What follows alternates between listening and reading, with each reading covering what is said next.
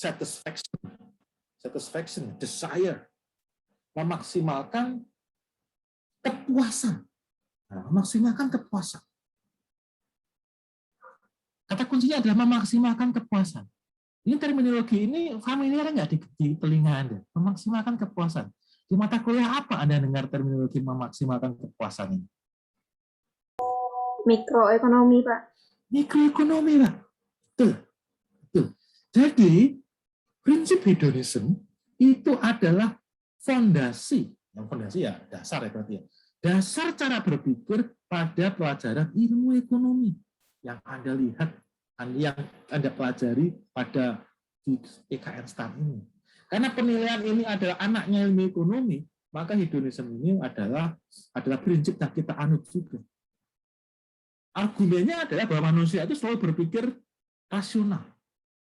Orang yang berpikir rasional itu adalah orang yang apa? Mas Iqbal, orang rasional itu adalah orang yang seperti apa, Mas Iqbal?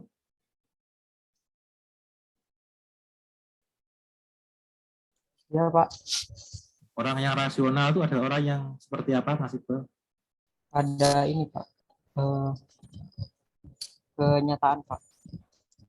Oke, ada kenyataan itu maksudnya apa? Realistis gitu. Ya, itu definisi dari kenyataan. Maksudnya apa maksudnya?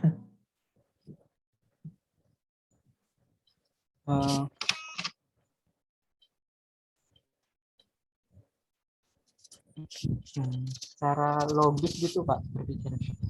Yes, secara logis, definisi logis itu ya, maksudnya apa nih? Secara logis ini.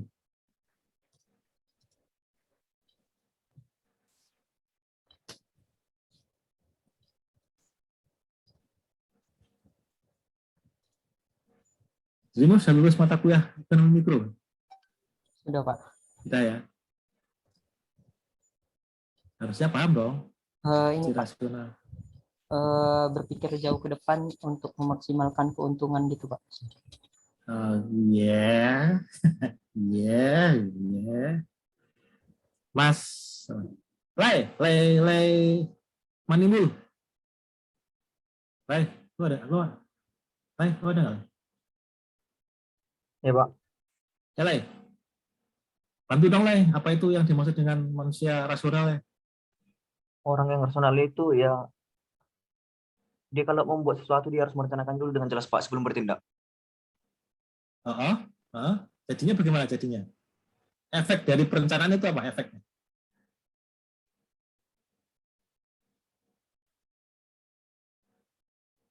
Efek dari dia ngerencanain itu. Efeknya apa? Akibatnya.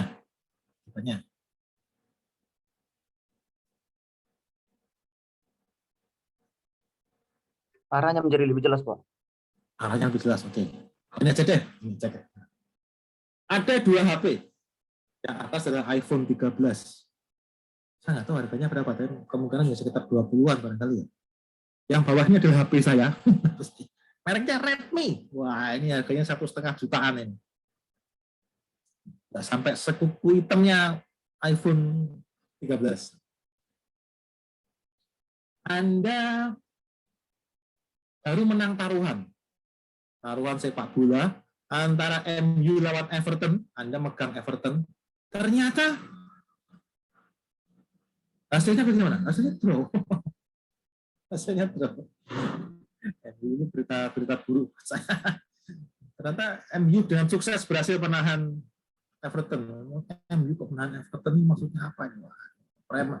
Pelecehan banget ini. Terus dapat rezeki 30 juta dari hasil taruhan MU lawan Everton itu. Dapat uang 30 juta.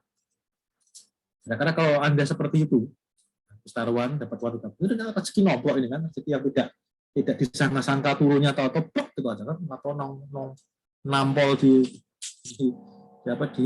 anu aja, atau muncul aja kan. Begitu itu mau Anda dapat pilihan 2 handphone, Anda akan beli iPhone atau beli Xiaomi Redmi. Manusia rasional ya, manusia rasional.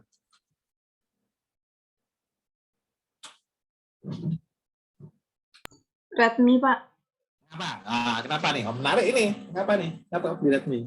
Karena sama-sama handphone. Yang kedua itu kalau misalnya nggak penting-penting banget, rasanya kan kalau misal iPhone dia dia emang bagus di apa sih namanya? Di sistem sistem buat filenya itu lupa sih apa. Tapi kalau misalnya Redmi itu kalau nggak salah buat HP ukuran yang harganya menengah ke bawah itu udah bagus banget gitu, Pak. Jadi lebih untung rasanya. Soalnya dia sama-sama handphone juga. Kalau misalnya nggak butuh-butuh banget, rasanya lebih bagus Redmi gitu. Nih, Putih ini adalah manusia yang rasional ini. Manusia rasional itu adalah manusia yang menimbang untung ruginya. Putih tadi mau beli HP aja nih kan nimbang untung ruginya nih. Kalau saya beli HP iPhone, beli Redmi, kan sama-sama HP. Main TikTok kan saya pakai Redmi juga bisa. Nggak harus saya beli iPhone. Main IG, Redmi juga bisa, nggak usah pakai iPhone. Daripada saya beli iPhone, mending saya beli Redmi aja, 30 juta, saya keluar 1,5 juta, atau 2 juta lah ya. Keluar 2 juta, masih nyisa 28 juta. 28 juta masih bisa saya beliin baju. Daripada saya beliin iPhone 25 juta, cuma sisa 5 juta doang, habis duitnya. Untung rugi, untung rugi, untung rugi. Manusia rasional itu adalah manusia yang mempertimbangkan untung rugi. Bagi Putih, nggak ada untungnya beli ya ada sih ya, beli iPhone ada untungnya sih, tapi ya dikit aja untungnya, cuma desainnya doang yang bagus. Sama kalau nanti saya makan di Bintaro Plaza, HP-nya saya taruh di meja aja deh, nggak saya taruh di tas. Jadi orang yang lewat itu, buset deh iPhone terkini. Itu ya Putih. Tapi itu kan apaan sih itu kan? Itu kan cemen aja sebetulnya. Dari sisi financially itu tidak apa ya, tidak worth it itu. Nah, makanya kalau manusia rasional dia tidak akan beli iPhone, tapi dia akan beli Redmi. Ini adalah pola berpikir pada teori ekonomi. Ini adalah pola berpikir pada kita ketika kita melakukan penilaian properti. Bahwa manusia itu melakukan tindakannya berdasarkan intuisi yang berbasiskan rasio. Untung rugi, untung rugi. Artinya apa? Kalau saya mau beli rumah, saya mau beli rumah ini mau apa ya? Tetangga saya di sebelah ini dijual itu rumahnya. Itu mau saya beli rumah itu, saya akan mikir dong. Kira-kira nanti kalau tahun depan rumah ini mau saya kontrakin, saya kan sudah punya rumah. Buat apa saya tinggal apa? Buat apa saya punya 2 rumah kan? Satu rumah aja sudah cukup. Buat apa saya punya 2 rumah? Berarti kalau saya beli rumah lagi, rumah ini nggak akan saya tempatin. Pasti saya kontrakin. Kalau saya kontrakin, kira-kira ada yang ngontrak nggak? Makanya jawabannya kembali kepada yang pertama tadi. Who is the most likely user? Yang dibilang risiko tinggi. Who is the most likely user? Orang yang rasional seperti itu. Dia akan melihat 5 tahun, 10 tahun, kira-kira daerah Serpong ini 5 tahun ke depan itu kira-kira rumah saya ini ada yang ngontrak apa enggak? Ini kalau saya jual, ini kan kalau saya beli 300 juta ya. Kalau 5 tahun ke depan saya jual 500 juta laku apa enggak sih? Spread saya, untung saya ada 200 juta, kira-kira dapat nggak di daerah Serpong? Saya pernah cerita di kelas analisis pasar ya, semester lalu mungkin kadang-kadang kita invest di sektor properti itu tidak melihat jangka panjang, kadang melihatnya jangka pendek. Seperti yang pernah saya ceritakan dulu bahwa saya ditawari untuk invest properti, hitungannya bulan, harus saya lepas. Hitungannya bulan, kalau nggak saya lepas, saya yang ujur saya sendiri kalau nggak lepas. Harus saya lepas dari hitungan bulan. Rugi apa untung saya nggak peduli, harus dilepas. Hitungan bulan itu berarti di bawah jangka pendek horizon saya. Itu adalah spekulan murni, Pak. Spekulan murni. Dan ini bukan makhluk yang rasional itu. Yang masuk ke dalam itu bukan makhluk. Kayak Anda invest saham, Anda beli siang, Anda beli pagi, siang lepas, itu tidak rasional. Orang beli saham itu adalah jangka panjang tuh. Panjang mikirnya jangka panjang.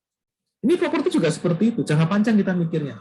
Nah, inilah yang saya sebut dengan konsep antisipasi. Ketika saya membeli properti, Terus saya identifikasi, kira-kira nanti ini kalau saya jual, itu lakunya berapa 5 tahun lagi. Kalau ini saya kontrakin, ini yang mau kontrak itu siapa? Kalau ini mau saya jual, yang mau beli itu kira-kira siapa? Berikutnya adalah, kalau saya kontrakin, setahunnya berapa? Target market saya mampu nggak bayar? Customer yang saya tuju, yang mempunyai income kayak gitu, yang tadi dibilang berapa? 8 juta ya, ada nggak di sekitar seginian? Orang itu penghasilannya 10 juta. Banyak nggak di Serpong yang penghasilannya 10 juta ini? 8 juta sampai 10 juta. Ada nggak? Oh, ternyata orang Serpong itu penghasilannya tuh UMR 4 juta. Ya ke laut aja saya mau ngontrakin rumah yang nyari orang yang income-nya 8 juta. Uang kanan kiri saya itu adanya 3 juta, udah bagus kok sebulannya.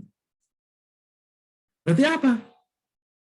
Ini yang saya sebut dengan konsep antisipasi. Ini yang saya sebut dengan siklus pasar. Yang siklus pasar tadi. Jangan sampai ketika Anda nanti menilai properti, pas pada kondisi ketika pasar jatuh, karena orang pada di PHK gara-gara COVID, terus Anda melakukan proyeksi income-nya tumbuh per tahun 10%. Karena manusia yang rasional tidak akan mau untuk nyewa rumah setahun itu 15 juta, padahal income dia nggak nyampe segitu. Nggak bisa. Nah, itu yang saya sebut dengan manusia itu makhluk yang rasional. Nah, ketika Anda menilai properti, sekali lagi saya sampaikan bahwa asumsi kita adalah customer itu adalah makhluk yang rasional. Interaksi antara penjual dan pembeli, nah ini interaksi antara penjual dan pembeli. Ini ada interaksi antara dua orang yang sama-sama rasional. Sama-sama rasional. Seperti itu. Jadi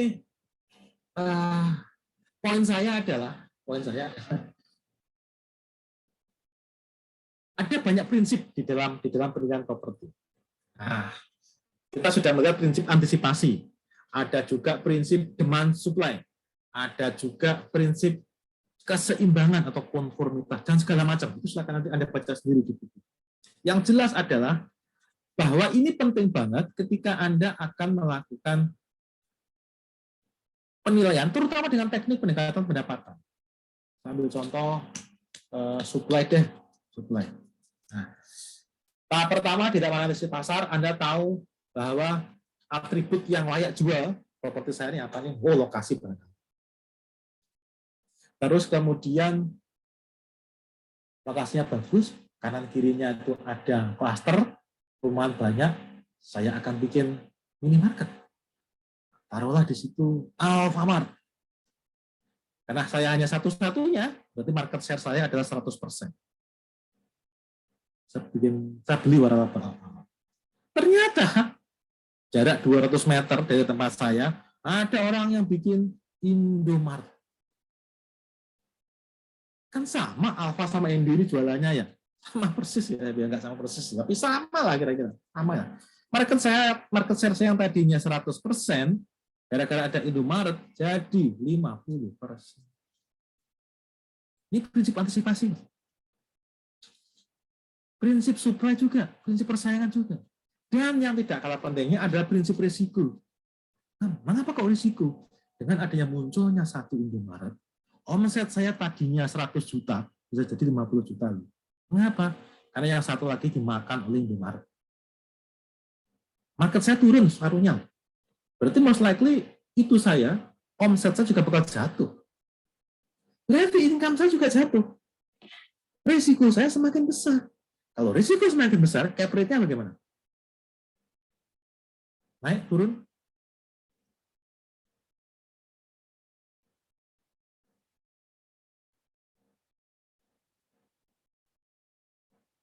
Kalau sekarang ini, taruhlah saya punya cap rate 5% itu ya.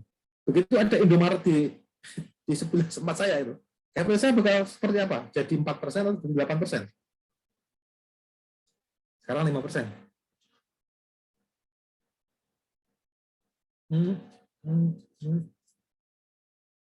Turun, Pak. Turun itu jadi pertanyaan saya ada jadi 4% apa jadi 8%? Cap rate saya.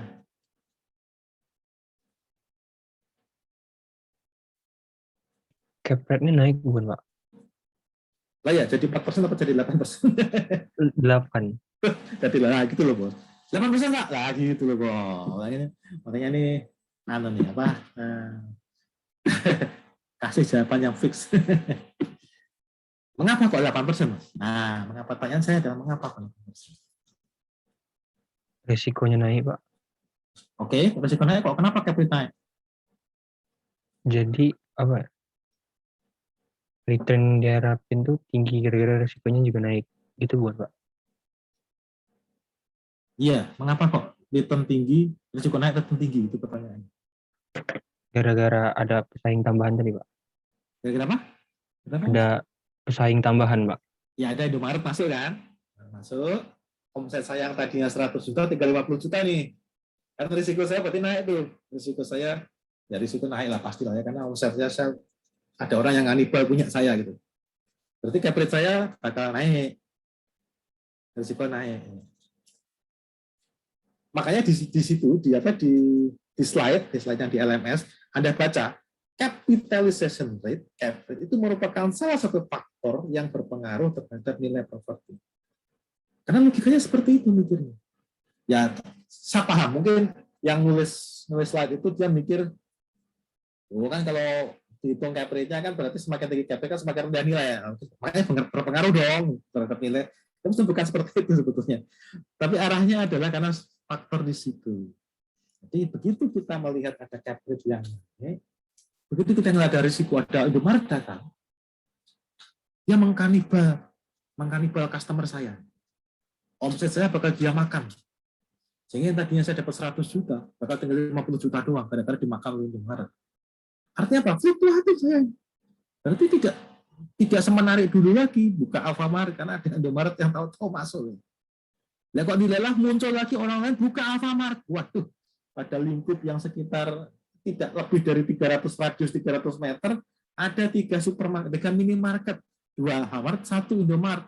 Omset saya yang tadinya 100%, market share saya tadinya 100%, ada Indomaret turun menjadi 50%, ditambah Alfamart 1 lagi, hancur saya tinggal 30%, tinggal sepertiganya. Risiko saya semakin hancur lagi. Cap rate saya semakin naik lagi. Nilai properti saya semakin rendah. Karena orang melihat, waduh, kalau punya ruko di daerah Serpong itu, mau saya pakai untuk jualan retail macam Indomaret, wah berantakan. Persaingannya sudah banyak. Malas saya nyewa di situ. Nggak ada lagi yang nyewa, Pak. Berarti apa? Nah, sellernya banyak. Karena yang punya ruko di Serpong itu banyak banget. Tapi yang mau nyewa, bayarnya semakin sedikit. Semakin sedikit. Sehingga apa? Proyeksi kita atas laporan keuangan, proyeksi kita atas income yang saya peroleh dari ruko, sewa dan income dari ruko ini berarti berupa apa nih? Omset Indomaret apa sewa properti?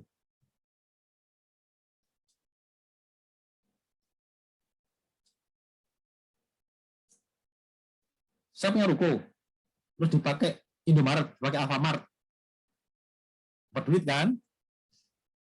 Kalau Anda menilai ruko itu, maka yang menjadi NOI, yang menjadi duit, yang menjadi income itu adalah omset dari Indomaret apa sewa dari ruko? Sewa dari ruko, Pak. Sewa dari ruko. Nah, ini yang kadang-kadang orang salah, Pak. Saya beberapa kali melihat bahwa yang dijadikan sebagai income itu bukan sewa ruko, tapi yang dijadikan income adalah omset dari jualan.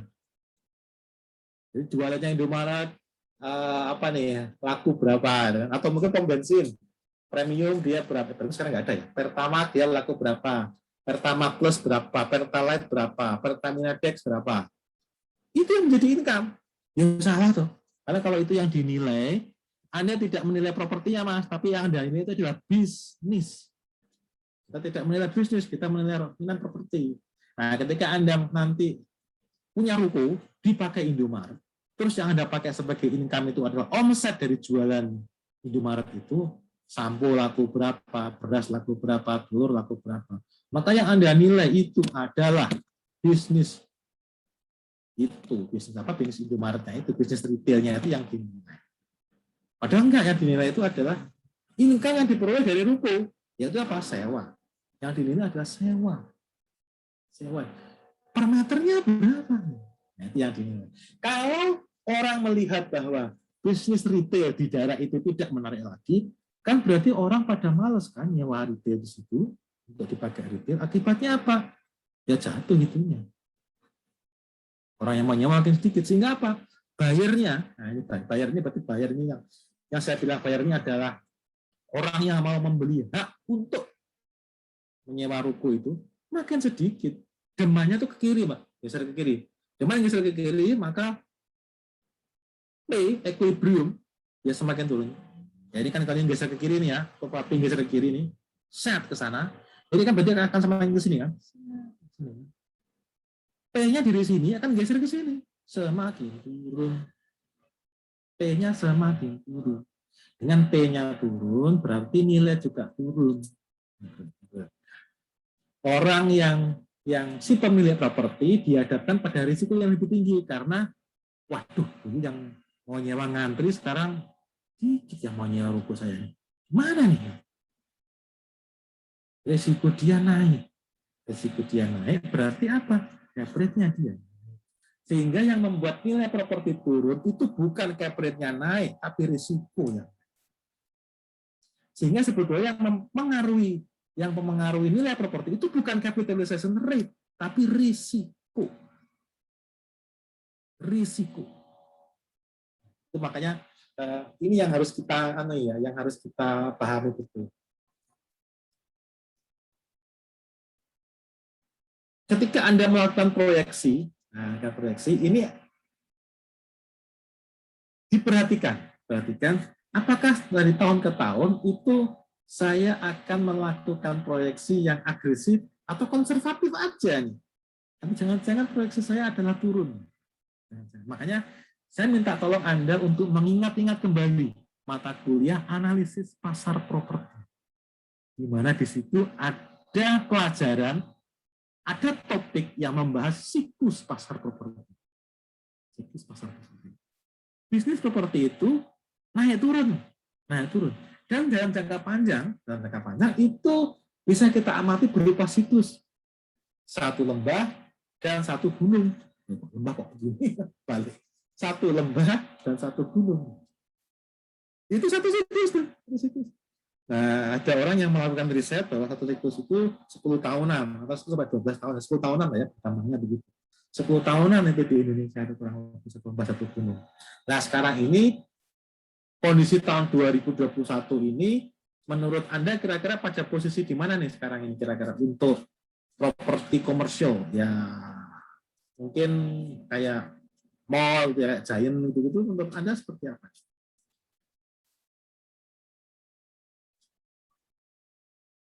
Kalau kita kaitkan dengan siklus.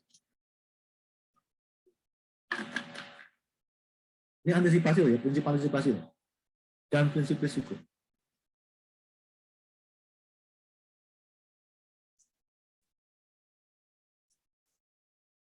Apa nih kira-kira Mas? Apa nih kira-kira? Apa kira-kira Bal? Apa nih kita Bal? Pak, boleh diulangi pertanyaan Pak? Ada suara pesawat tadi. Oke.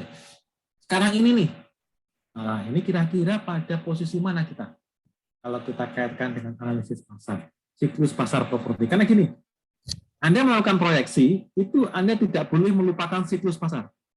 Jangan sampai ketika pasar posisinya adalah naik, Anda proyeksinya turun.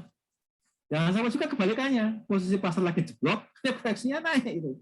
Jangan sampai Mas. Masalahnya kan teman-teman di stand ini, kita itu terbiasa proyeksinya tuh berapa kenaikannya? Oh 10% per tahun Pak, 5% per tahun Pak. Nggak ada yang bilang, oh ini naik negatif Pak, nggak naik kita Pak. Jarang yang bilang begitu. Nah sekarang ini Pak, pada kondisi sekarang ini, menurut Anda kira-kira posisi kita pada template siklus pasar, itu kira-kira pada posisi yang kayak mana? Pada saat resesi Pak. Saat, Resesi. Mengapa resesi, Pak? karena minat orang pada properti berkurang, Pak. Hmm. Belum ada tanda-tanda kenaikannya, Pak ya? Sejauh ini di kota saya belum, Belum tinggal di mana, Pak? di Pekanbaru, Pak. Masih belum ada kenaikannya, Pak ya? Belum, Pak. Itu perumahan Citra Raya kemarin gimana, Bang? Laku nggak? Nggak tahu sih, Oh, Pak. di Jambi ya itu ya Citra Raya. Oh, sorry. Saya balik. Pekanbaru. Oh, Pekanbaru bukan Citra Raya, di Jambi yang namanya Citra Raya itu. Ya, ya. Berarti belum oke ya, Pak ya? Kayaknya, Pak ya? Belum, Pak. Banyak itu, Pak, yang kosong kalau properti. Kalau kayak Hmm? usaha-usaha gitu banyak yang bangkrut, Pak. Tuh, kan? Ini nih, Pak. Kondisi sekarang ini adalah apa yang saya sebut dengan tahun vivere pericoloso. Tahun penuh mara bahaya. Tahun penuh mara bahaya nih.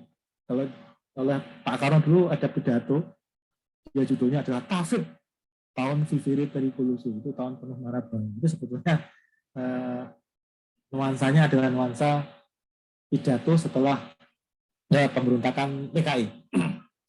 Jadi relevan lah kalau saya bilang seperti itu. Jadi tahun-tahun penuh mara bahaya. Itu ada filmnya, ada film Hollywood yang bintangnya ada Mel Gibson. Tahu Mel Gibson ya? Sekarang udah jarang ya. Main lagi. Wah, Mel Gibson itu menang Oscar. Dia menang Oscar. Filmnya itu judulnya adalah The Years of Living Dangerously. Yang main Mel Gibson itu menggambarkan situasi di Jakarta ketika pasca pemberontakan PKI. Dan itu tidak boleh beredar di Indonesia film. Jadi syutingnya dilakukan di Filipina. Jadi itu menang Oscar.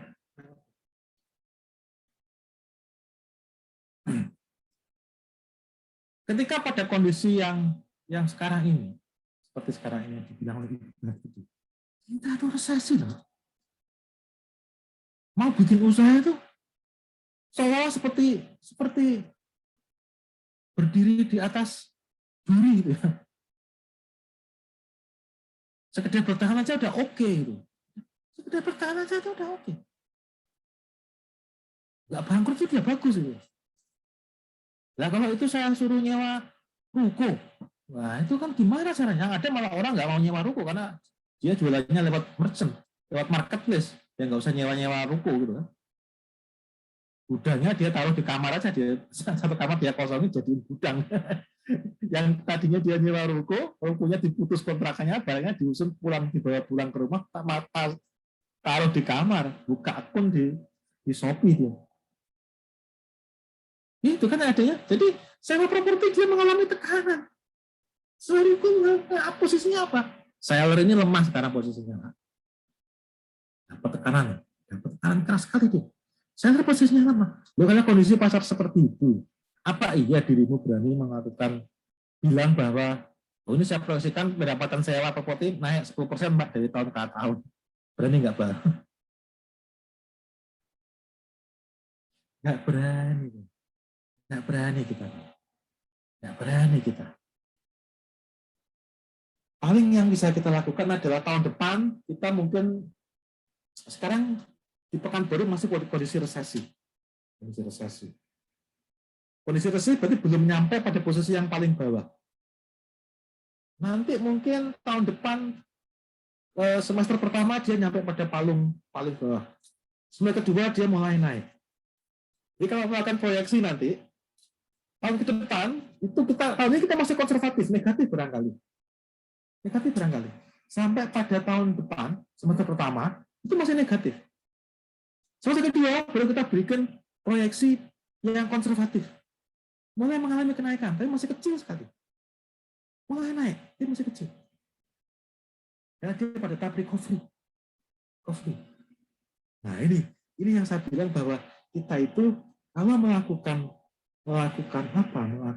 proyeksi atas income harus hati-hati.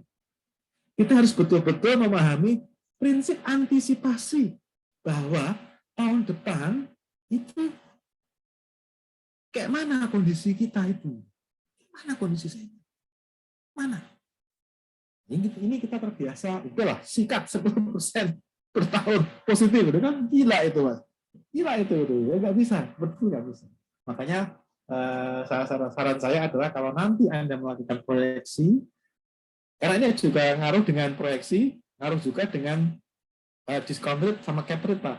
Jadi kan begitu kita posisinya adalah posisi masih pada posisi resesi, cap rate sama discount rate juga harus dipikirkan loh.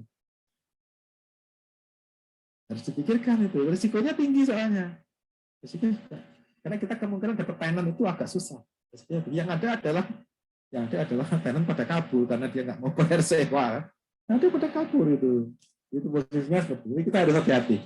Nanti prinsip antisipasi itu berpengaruh pada cara kita melakukan proyeksi dan berpengaruh pula kepada cara kita memilih cap rate yang sesuai. Itu yang saya kira prinsip yang sangat penting di dalam konsep pendekatan perbandingan data cost.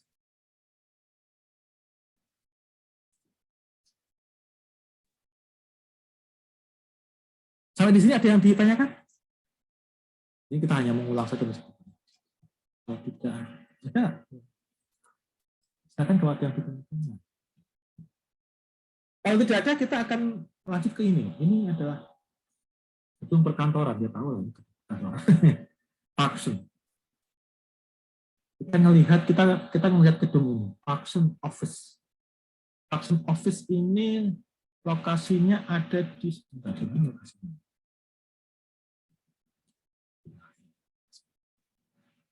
Sudah lihat petanya, Mas? Sudah ya? Sudah, Pak. Ya.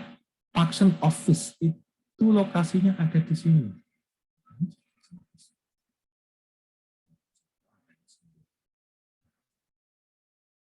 Aviari adalah hotel, function office di sini. Nah, function office. Dia di pinggir Jalan Boulevard Bintaro Jaya. Ini kalau misalnya supaya Anda ada bayangan, itu lokasinya ada di situ, PKN STAN lokasinya ada di PJMI. Siapa yang kemarin ngepost di PJMI? PKN STAN ada di sini, kampus kita nih. Nah, di sini PKN STAN. Sini kampus kita. Ini PKN STAN, belakang ada PJMI, terus ada gedung. Ini gedung perpustakaan kayaknya. Perpustakaan, gedung G ada di sini. SC ada di belakang, nah ini SC. Di sini sekarang ada asrama lagi dalam proses konstruksi. Ini sini ini adalah apa? Saya kalau ngantor saya ada di sini di gedung G, di gedungnya berhenti. Makanya saya agak berani kalau sore-sore di sini nggak berani. Saya selalu on time saya. Jam 5 kabur paling lambat jadi. Sebenarnya kalau jam di atas jam 6 nanti di sini banyak temannya.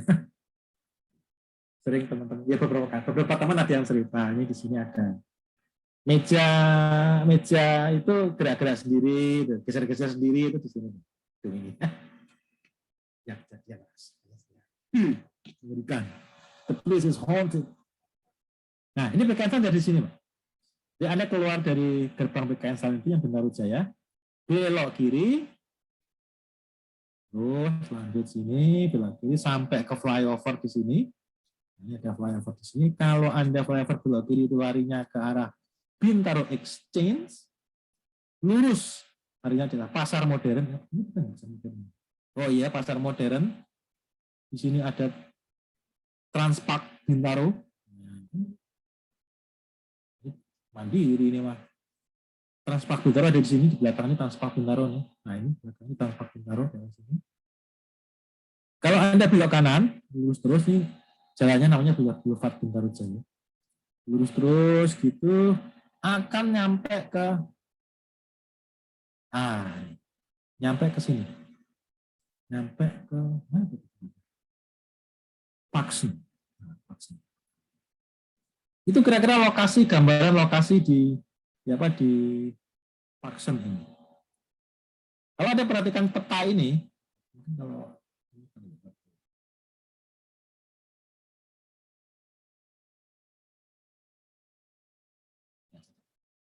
kalau Anda perhatikan ini, citra satelit ini, kalau bahasa geodetiknya ada citra satelit.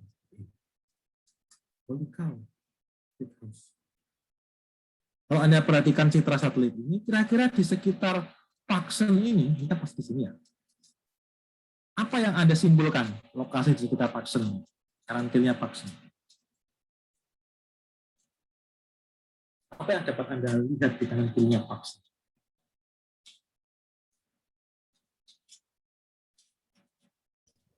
Strategis, Pak.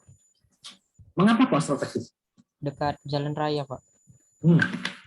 Lokasinya oke, jalan raya.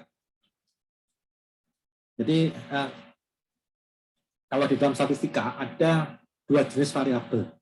Variabel yang terukur dan yang tidak terukur. Variabel yang tidak terukur itu misalkan adalah lokasi strategis itu tidak terukur, sama variabel yang terukur. Misalnya apa? Jarak dari jalan raya 10 meter.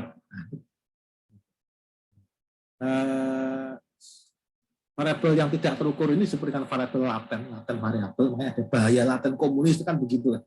Laten, tidak kelihatan, tidak teraba, maya itu.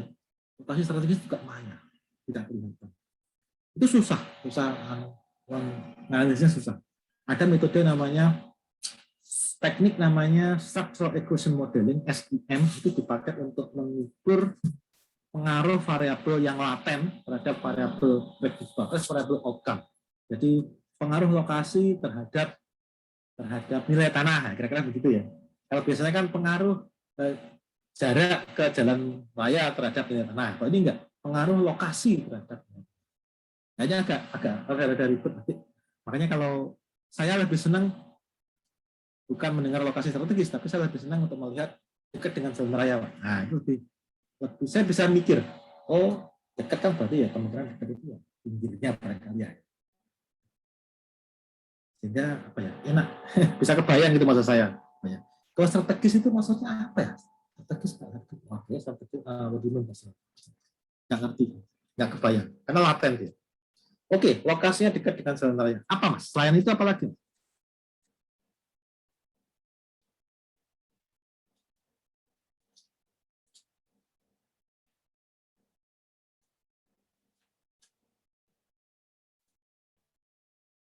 Selain itu apa lagi?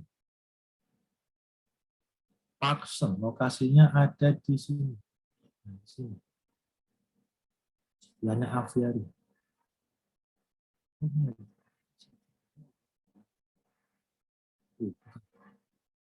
Nah, ini. Sini di lokasinya. Satu, strategis, karena dekat dengan jalan raya. Dua, apa? Dari lingkungan pemukiman mungkin, Pak. Lingkungannya adalah kawasan residensial. Cuma tiga apa tiga?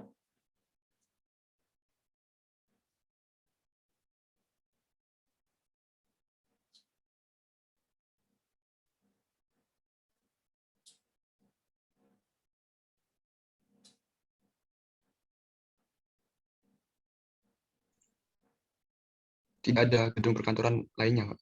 Tidak ada gedung perkantoran yang lainnya. Sekarang tidak ada bergedung perkantoran lainnya itu kira-kira nanti positif atau negatif tuh bagi nilai propertinya Paxson, Mas Dewo? Maaf, Pak, bisa diulang, Pak? Tidak ada gedung perkantoran lain itu kira-kira efeknya positif atau negatif tuh terhadap nilai Paxson? Kira-kira aja. Positifnya itu tidak ada persaingan, Pak. Negatifnya itu ini, Pak. Kalau pasti kalau kantor itu berhubungan dengan kantor lainnya, Pak. Itu berarti membutuhkan waktu yang lama untuk ke kantor atau ke stakeholder lainnya gitu, Pak. Bisa positif, bisa negatif. Ya. Positifnya itu nggak ada saingan, jadi market share-nya saya 100% nih. Negatifnya, kalau saya perlu apa-apa, nih nggak ada yang bantu saya, gitu kira-kira Mas ya. Nggak ada biasa pendukung lainnya tuh. Ya, Pak, seperti itu. Tadi terus kemudian Mas Noval, tadi dibilang residensial ya kanan kirinya ya. Itu positif apa negatif, Mas? Negatif ya, Pak. Kenapa negatif, Bro? Ya mungkin masih berkaitan sama yang tidak adanya perkantoran di sekitarnya itu Pak. Jadi kalau ada apa ya hubungan yang soalnya kan sekitarnya untuk pemukiman gitu Pak. Ya, Jadi jadi aneh ya. Kalau perlu apa-apa nih mau kemana Nah. gitu ya. nah itu tadi Pak ya Pak seperti itu. Ya, oke, sip lah ya. Berarti betul. Ketiga ini aja kali ya. Jadi lokasinya itu sebetulnya enak karena dekat dengan jalan utama. Boulevard Bintaro Jaya ini jalannya gede banget. Satu jalur itu bisa 3-4 mobil. Jadi kalau dia 2 jalur berarti bisa 8 kendaraan yang lewat sekaligus. Besar sekali dan tidak terlalu ramai jalurnya. Yang kedua, dia berada di kawasan residensial. Sehingga kalau dibangun kantor di situ, lah siapa yang mau kantor di situ? Oh, residensial. Kalau perlu apa-apa saya gimana nih? Ini kaitannya dengan si Dewa tadi. Karena dia itu sendirian di situ, Paksen itu sendirian, nggak ada.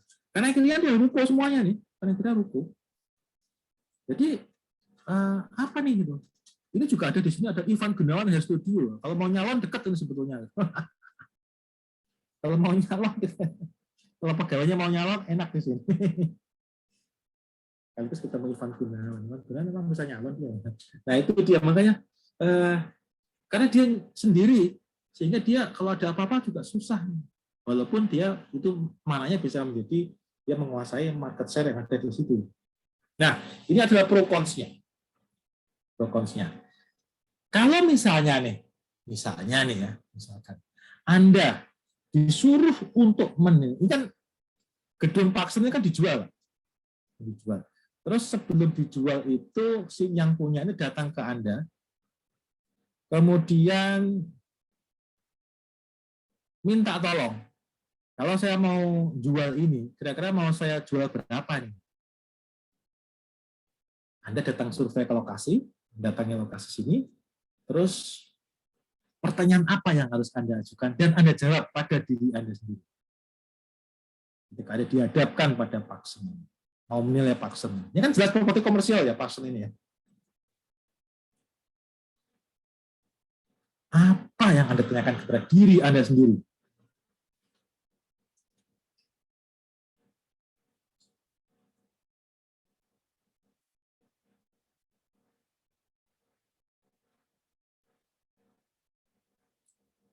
Paksen jelas gedung perkantoran komersial berarti karena gedung perkantoran komersial nilainya most likely tergantung pada apa? Penggunanya, Pak. Penggunanya. Oke, penggunanya kayak apa, Mas Mugu? Ini, Pak.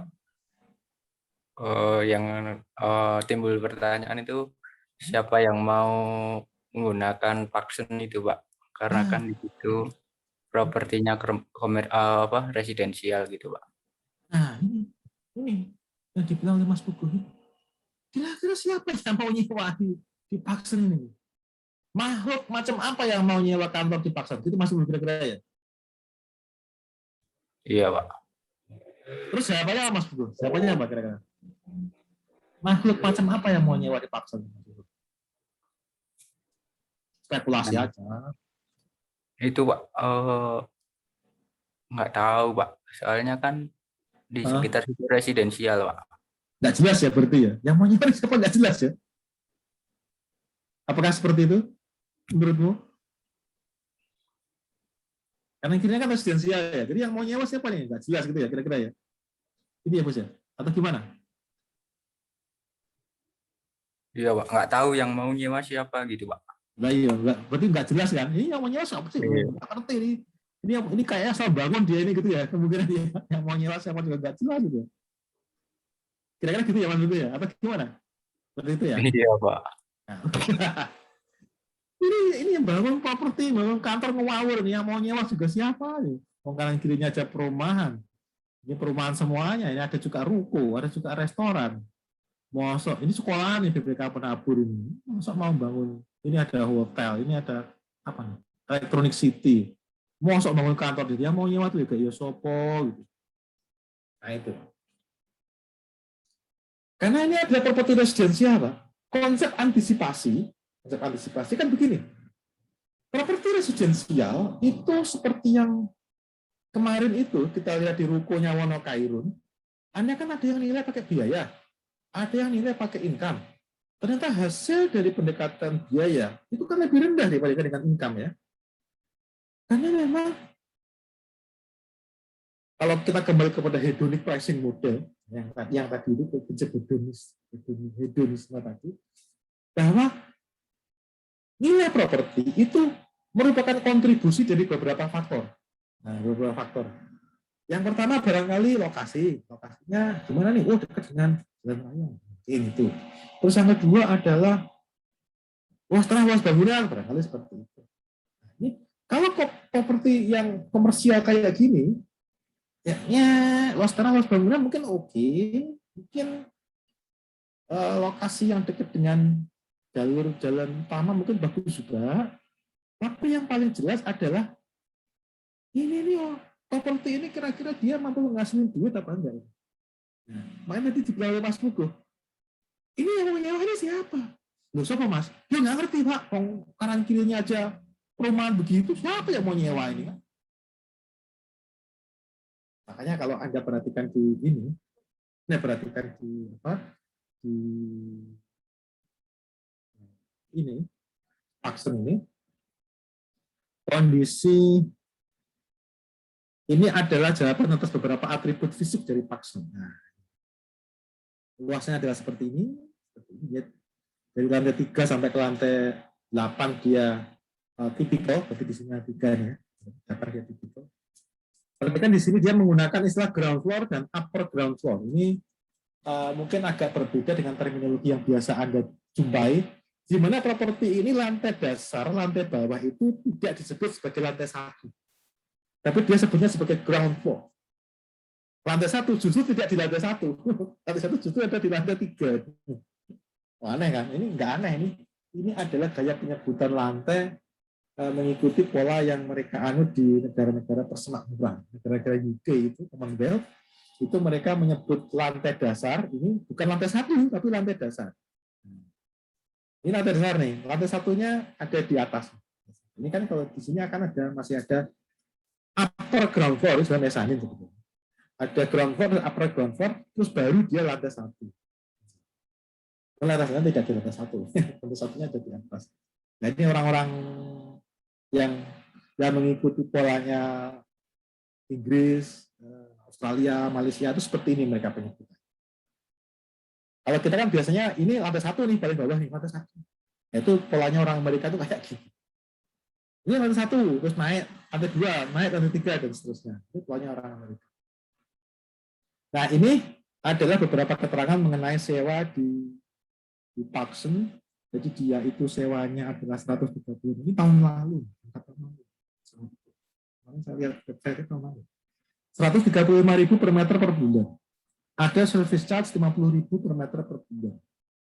Jadi total bersihnya, total dia bayar 185.000 per meter per bulan. Sewanya minimal 3 tahun, minimal. Tidak boleh kurang, tapi boleh lebih. Ya. Minimal 3 tahun.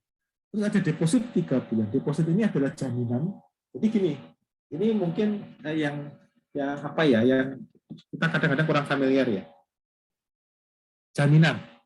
Ini banyak kalau di Australia semua kontrakan itu pasti pakai jaminan. Jaminan itu adalah begini. Kita itu kalau mau ngontrak rumah, saya kemarin waktu kuliah tuh ngontrak apartemen, sewa apartemen di Australia, itu prinsipnya begini. Prinsipnya adalah saya ketika ngontrak rumah, itu kondisinya adalah seperti itu. Seperti itu ya. Jadi nanti saya keluar, selesai dari ngontrak rumah itu, kondisinya harus kembali ke seperti itu lagi. Nah, ya kan kadang-kadang kan kita gini ya, terutama orang Indonesia, kayak saya nih kan suka masang-masang di tembok itu ya, Pak ya, suka maku-maku itu ya, masang apalah, masang kalender lah, yang masang apalah itu kan, masang foto, tembok kan dipaku contoh-contoh gitu ya. Nah itu, kalau Anda kontrak rumah di sana di Australia, itu yang sebelum kita mulai ngontrak, itu akan ada kesepakatan antara pengontrak dengan yang mengontrak, pengontrak dengan yang mengontrak, antara pemilik dengan pengontrak. Nah, biasanya pemilik diwakili oleh agent, oleh property manager biasanya. Itu kita akan sama-sama melihat bagaimana kondisi bangunan, bagaimana kondisi apartemen yang kita sewa, bagaimana kondisi rumah yang kita sewa. Kita sepakat itu, kita ngelihat. Oh, ternyata kondisinya adalah catnya mulus. Nah, ini barusan dicat nih, sebelum dikontrakin sudah kita cat mulus. Tidak ada lubang paku di dinding sebelah manapun, tidak ada, sama sekali tidak ada. Ini ada ovennya ini kondisinya baru, tidak ada penyok sama sekali, tidak ada cat yang lupas sama sekali. Sepakat kita tanda tangan, saya tanda tangan, nanti saya menyatakan bahwa betul kondisinya seperti itu. Nah, setelah saya selesai kontrak, saya bilang bahwa saya tidak memperpanjang kontrak saya. Nanti itu datang dari pihak property manager datang, terus kita sama-sama inspeksi rumah. Lihat nih, loh, ini kok di sini dibilang bahwa sebelah di kondisi dinding ini mulus nih, tidak ada lubang sama sekali. Tapi ini saya lihat kok sekarang di sebelah pintu ada lubang paku. Apa ini lubang paku ini? Catat, lubang paku. Melihat lagi dia, tengok kanan, tengok kiri. Loh, karpetnya kok bolong di pojokan ini? Padahal di sini dibilang karpet tidak ada yang bolong. Tandai karpet bolong. Nah, karena prinsipnya adalah ketika saya sebelum ngontrak itu, kondisi bangunan itu harus sama persis dengan setelah ngontrak, berarti yang tadinya bolong di dinding itu harus diperbaiki supaya tidak bolong. Kalau ada cat ngelupas, ya supaya catnya itu nggak ngelupas bagaimana. Kalau ada keran mampet, ya supaya keran itu nggak mampet bagaimana. Kemarin ketika nyewa nggak mampet, sekarang jadi mampet. Itu urusannya bagaimana? Nah, itu. Berarti harus diperbaiki. Harus diperbaiki. Nah, berarti kan sebelum kamu keluar dari ini, perbaiki dulu, dikembalikan seperti kondisi semula. Terus saya bilang begini, waduh, ini saya mau pulang ke Indonesia, kan sudah kepegang, besok mau berangkat, saya naik pesawat. Kalau mau perbaiki, ya saya nggak ada waktu nih, bagaimana nih? Saya minta tolong, bisa nggak diperbaiki oleh dirimu aja yang memperbaiki. Oh, oke, nggak masalah. Kita nanti akan kita perbaiki ya, tapi nanti ongkosnya sesuai dengan ya yang kita kasih ya. Oh ya udahlah, nggak apa-apa. Terus duitnya bagaimana nih? Kamu yang bayar atau saya yang bayar? Kalau itu bisa dibantu nggak bayarnya? Udah, kalau saya yang ngerjain, ya nanti akan saya potong dari deposit ini. Nah ini Pak. Depositnya akan dia potong untuk biaya memperbaiki bolongan tembok tadi. Untuk memperbaiki karpet yang ada sobek-sobek itu. Motong dari sini. Motong dari sini. Ongkosnya itu ternyata habis taruhlah $1.000 misalkan. Deposit saya ada $1.500. Berarti yang dikembalikan ke saya adalah $500. Kalau ternyata tidak ada dispute sama sekali terkait dengan itu, terkait dengan kondisi properti, ya udah $1.500 itu balik ke saya semuanya. Balik ke saya semuanya, nggak masalah. Jadi ketika kita mulai ngontrak, itu saya bayar deposit plus uang kontrak. Nah, itu depositnya. Kalau ini berarti dia harus bayar deposit selama 3 bulan plus uang kontrak. 180.000 per meter. Itu maknanya deposit seperti itu. Jadi kita relatif tidak lazim, kalau untuk perumahan tidak lazim ya di Indonesia. Ini yang membuat posisi pengontrak itu bisa suka-suka dia gitu, suka-suka dia. Kadang-kadang kan rumah kontrakan jadi hancur kan, gara-gara ada yang kayak seperti ini. Dulu ketika Anda nyewa di kampus kan ngurusin deposit kayak gini nggak? Mikirin deposit kayak gini atau langsung aja? Enggak ya? Langsung Enggak, aja ya? Enggak ya, langsung aja ya. Ya itu memang Deposit, Pak. ada yang deposit ya? Ada, Pak. Itu ada yang sebagian, ada yang enggak. Tapi kelihatannya enggak lazim memang untuk perumahan kita minta deposit. Prakteknya kebanyakan tidak, walaupun ada ya. Nah itu yang terjadi. Nah ini adalah tipikal kondisi di Paxson. Lobby di Paxson adalah seperti ini. Oh ini bukan lobby nih, garasi, parkir, basement. Paxson seperti ini. Terus lobby dia kayak gini, ini kosong semuanya. Ini front office-nya juga nggak ada orang di sini, kosong. GF, nah ini ground floor. Lantai 2, second floor. Lantai 2 tapi tidak lantai 2 sebetulnya. Lantai 2 tapi kan ada ground floor, ada upper ground floor, ada first floor, ada second floor kan, berarti ada Lantainya ada 1, 2, 3. Lantai ketiga, lantai keempat malahan. Lantai keempat. Ground floor, mezzanine, first floor, baru second floor. Lantai keempat kondisinya seperti ini, sepi, kosong. Ini denah ground floor, lantai dasar tadi. Kemudian second floor, mezzanine, first floor. Mezzanine, terus lantai 1 sama lantai 2, seperti ini. Dan lantai tipikal. Tipikal ini ya, lantai 3 sampai 10 tipikal. Jadi tadi berarti sama semuanya ya. Sama semuanya. Ya, seperti itu. Nah, saya akan kembali kepada pertanyaan tadi yang dijawab oleh Mas Puguh tadi. Siapa yang mau nyewa ini? Terus jawabannya adalah nggak tahu Pak. Bingung ini Pak. Yang bikin properti ini nggak jelas ini. Yang mau nyewa siapa? Oh, kanan kirinya ada residensial. Nggak ada yang nganu. Nah, ketika Anda melihat kondisi seperti itu, terus disuruh nilai, ini kira-kira nilai propertinya tinggi, rendah, sedang? Rendah, Pak. Mengapa Mbak Putih kok rendah? Karena kayaknya aliran bisnisnya nggak lancar, Pak. Kayak untuk orang yang akan nyewa tempatnya aja tuh pertama nggak jelas gitu, Pak. Jadi otomatis itu pasti kayak sewanya pasti direndahkan oleh yang punya office ini. Jadi itu kalau misalnya akan menjual kembali itu biasanya kalau misalnya untuk office lagi itu rendah.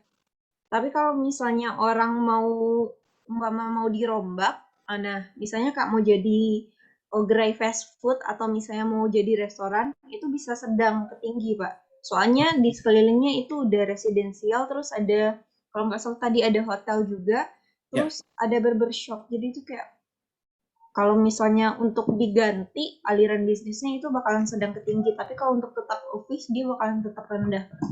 Nah, yang dibilang Putih ini adalah konsep antisipasi. Konsep antisipasi.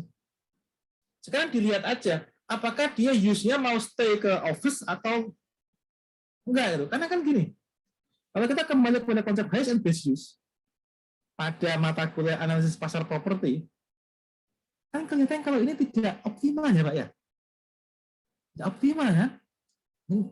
Mencapai HBU enggak ini kelihatannya? Kayaknya sih enggak ya kayaknya ya. Ya sih enggak HBU. Nah sekarang tinggal maunya gimana? Apakah mau stay sebagai office ataukah mau keluarin capex? Capex singkatan di capital expenditure. Capex. Saya capex sekali hari ini karena dari pagi ngajar nggak berhenti. Saya capex. Capital expenditure artinya apa? Udah renov aja deh. Renov aja deh, diganti deh. Jangan jadiin itu, jangan jadiin kantor. Tapi ganti apa dong? Bikin aja apartemen. Wah, bikin aja Soho gitu ya. Bikin aja Soho gitu, apartemen itu atau bikin apalah gitu. Tapi mesti keluar capex. Capital expenditure harus dimodalin dulu. Modalin dulu, direnov dulu, dimodalin dulu. Sehingga dia nggak lagi sebagai office. Tapi sebagai apa? Nggak tahu. Apakah sebagai apartemen? Apakah mau dijadiin apa tadi tempat makan? Apakah mau apalah gitu ya. Tapi yang jelas nggak hotel aja. Nggak hotel aja. Karena kalau hotel, seperti yang dibilang Mas Puguh tadi, yang nyewa itu Pak, sopo ada daerah lokasi kayak gitu. Sehingga dari sisi income, sewanya itu nggak ada. Dari sisi antisipasi, ke depan, kayaknya kok unlikely ini bakal laku disewa orang gitu. Kalau masih ngeyel pakai jadi perkantoran. Nah, ini konsep antisipasi itu seperti itu. Sehingga kalau dinilai pakai metode pendapatan dan existing use seperti perkantoran sekarang ini, ya kurang bagus Pak Nenek.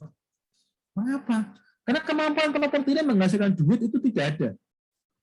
Jadi nggak heran kalau ini kosong begini nih, kosong melompong kayak gini ya, kosong kayak gini loh. Ini nggak oke nih, nggak oke. Nah ini yang saya bilang kemarin, makanya kalau Anda menilai ini pakai metode income, hasilnya adalah rendah. Kalau ini dinilai dengan menggunakan pendekatan biaya, hasilnya seperti apa kira-kira? Tinggi. Tinggi bos, tinggi bos. Kenapa? RAB-nya most likely tinggi. Jadi kalau kita ngelihat ini kan bangunannya juga bagus ini kan, sehingga penyusutannya kayaknya kurang oke. Ya bukan penyusutannya kayaknya rendah juga nih. Dan fisik ya, fisik kayaknya rendah juga ini. Sehingga kalau dinilai dengan pendekatan biaya, ini kemungkinan tinggi.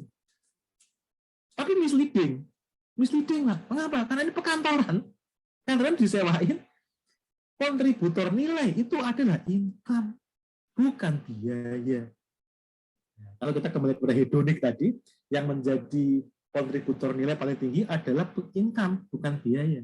Sehingga kalau dinilai dengan pendekatan biaya, ya nggak pas.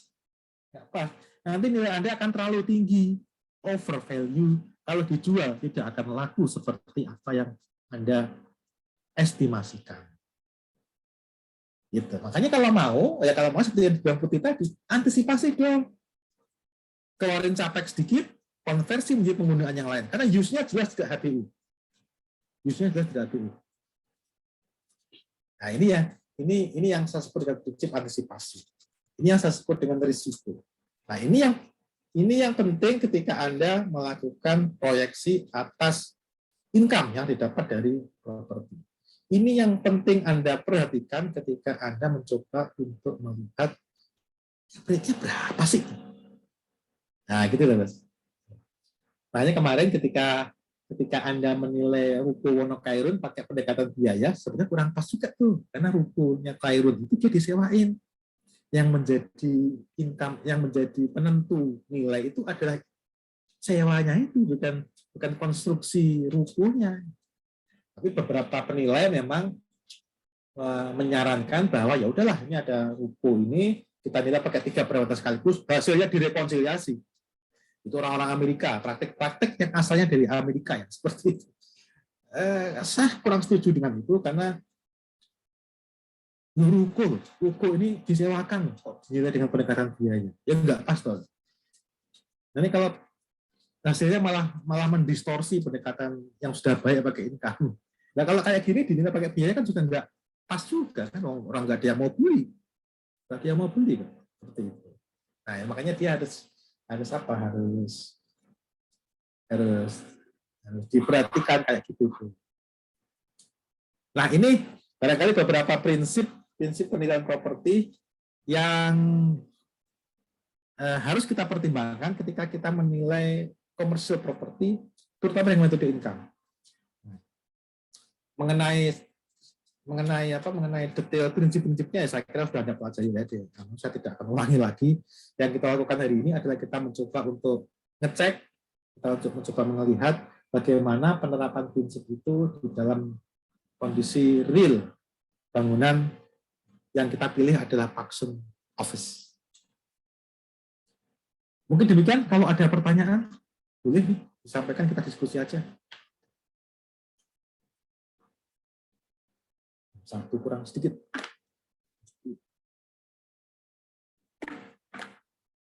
Tidak ada? Lalu kita stop sharing screen aja. Oh, mana? Itu kira-kira yang bisa saya sampaikan untuk pertemuan kita minggu ini ya, Pak ya. Teorinya nanti silakan baca lagi ya. Saya persilakan Anda baca sendiri. Di sini saya tidak akan menyampaikan teori lagi seperti yang saya sampaikan pada pertemuan minggu lalu. Saya akan membatasi mendiskusikan slide. Silakan baca sendiri di LMS. Di situ ada buku, ada slide. Jangan baca slide-nya deh, baca bukunya aja. Terus jadi ini kita mencoba untuk melihat penerapan berbagai prinsip itu di dalam konteks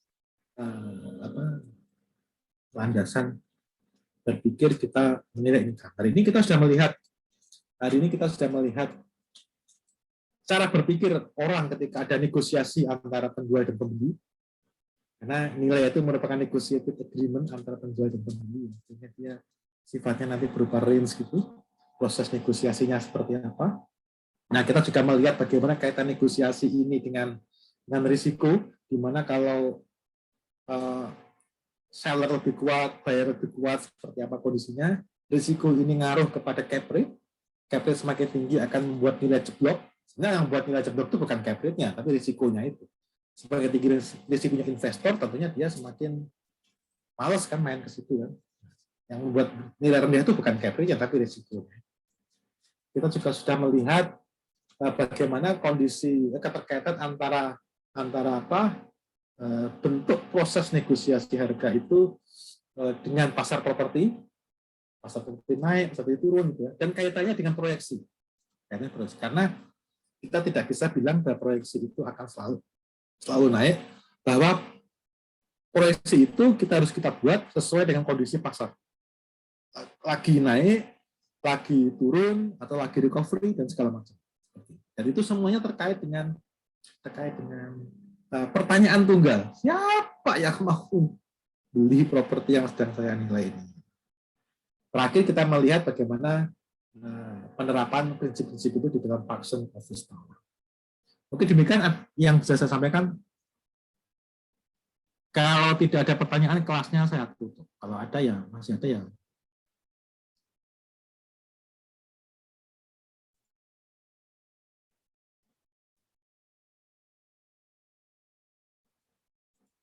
Tidak ada? Tidak ada. Kalau tidak ada ya, kalau tidak ada, kita ketemu lagi minggu depan ya, hari Senin ya, seperti biasa ya. Mungkin demikian dan terima kasih. Terima kasih Ketemu kembali, lagi Pak. minggu Terima kasih, depan. Pak. Terima kasih, Pak. Terima kasih banyak, Pak. Semuanya, Terima Pak. kasih, Pak. Terima kasih, Pak.